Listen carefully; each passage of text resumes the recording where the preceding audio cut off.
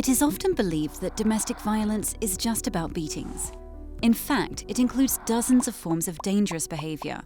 All its forms have common features: lack of respect for another person, desire for power and control over them, managing their decisions and actions. Conventionally, there are 4 forms of domestic violence. Physical violence includes pushing, beating, and inflicting pain in any way. Sexual violence is the coercion to have sexual intercourse or sexual interaction committed against the will of another person, whether or not this person is married. Psychological violence, or as it is often called today, abuse, includes insults, humiliation, pressure, blackmailing, threats, devaluation of a partner's needs and desires, and dozens of other manifestations of emotional harm. Economic violence is a deliberate deprivation of property, money, close control of a partner's expenses, failure to ensure their basic needs. What to do if you find yourself in a dangerous relationship? 1. Call the police at 102 and report the fact of domestic violence. It is the police that can save your life in a critical situation. 2. Contact the social services center in your city.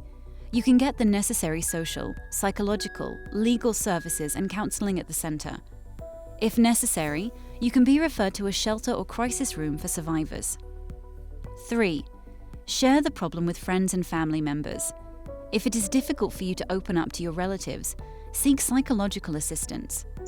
In particular, call the 24-hour National Domestic Violence Prevention Hotline at 116 123. Toll-free, anonymous, confidential. The support of others helps to better assess the situation and plan further actions. If you suspect that someone you know is suffering from violence, you should 1. Approach them and carefully, preferably face-to-face, ask them if everything is fine and whether any help is needed. If the person opens up, listen and support them without blaming. 2. Give them the telephone number of the national hotline and suggest visiting the website rosiervicolo.org, which provides detailed information on how to act and where to go in case of domestic violence. 3. Explain how exactly you could help. For example, contacting the police, a doctor, or finding a shelter.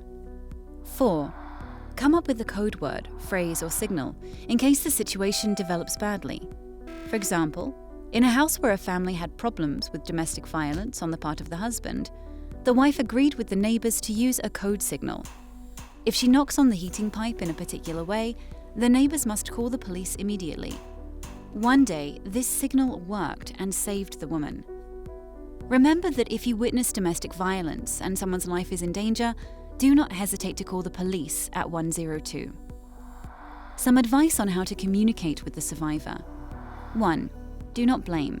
Do not ask questions like, "What did you do to make him or her treat you like that? Why do you put up with that?" Such questions do not help, but only reduce the trust between you and your interlocutor. 2.